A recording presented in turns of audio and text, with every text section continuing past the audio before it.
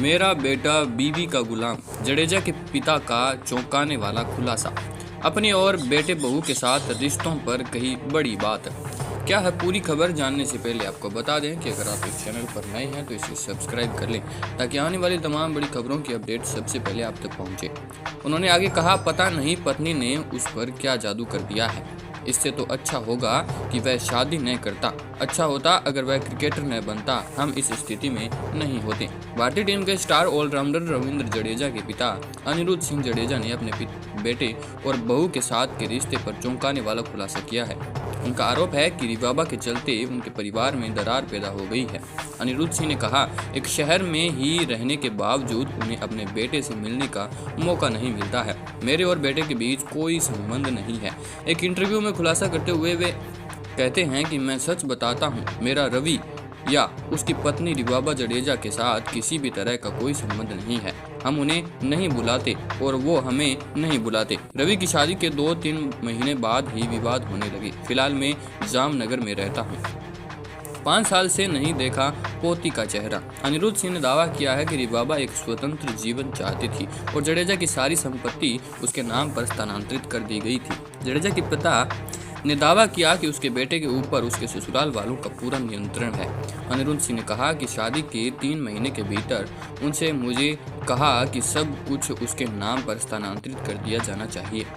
उसने हमारे परिवार में दरार पैदा कर दी है। वह परिवार नहीं चाहती थी और स्वतंत्र जीवन चाहती थी। परिवार में किसी को कोई भी रिश्ता नहीं है, बस नफरत है। मैं कुछ भी छिपाना नहीं चाहता। हमने 5 साल में अपनी पोती का चेहरा भी नहीं देखा। उसके ससुराल वाले मौज मस्ती कर रहे हैं क्योंकि उनके पास एक बैंक है। मैंने रविंद्र जडेजा को क्रिकेटर बनाने के लिए बहुत मेहनत की थी। मैं पैसे कमाने के लिए 20-20 लीटर दूध की कैन अपने कंधों पर ढोता था। मैंने एक वॉचमैन के रूप में भी काम किया है। हम एक गरीब परिवार से आते हैं। उसकी बहन ने मुझसे भी ज़्यादा किया है।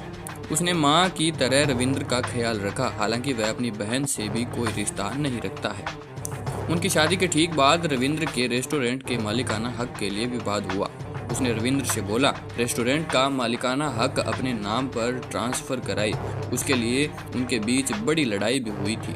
उसकी बहन ने सोचा था कि अब वह चीज़ें मैनेज कर लेगा और यही सोचकर दस्तखत कर दिए।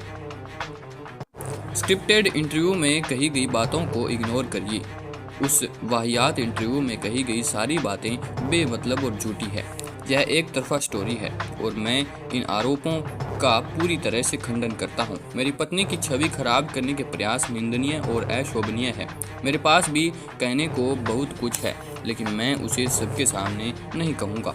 गांव में मेरे पास थोड़ी ज़मीन है। मैं अपने खर्चे अपनी पत्नी की 20,000 की पेंशन से चलाता हूँ। मैं 2 BHK फ्लैट में अकेले रहता हूँ। एक सहयोगी है जो मेरे लिए खाना बना देता है। मैं अपनी शर्तों पर जी रहा हूँ। मेरे 2 BHK फ्लैट में भी रविंद्र के लिए एक कमरा है। मैं रविंद्र को फ़ोन नहीं करता। मुझे उसकी ज़रूरत नहीं है। वह मेरा बाप नहीं है, मैं उसका बाप नहीं हूँ।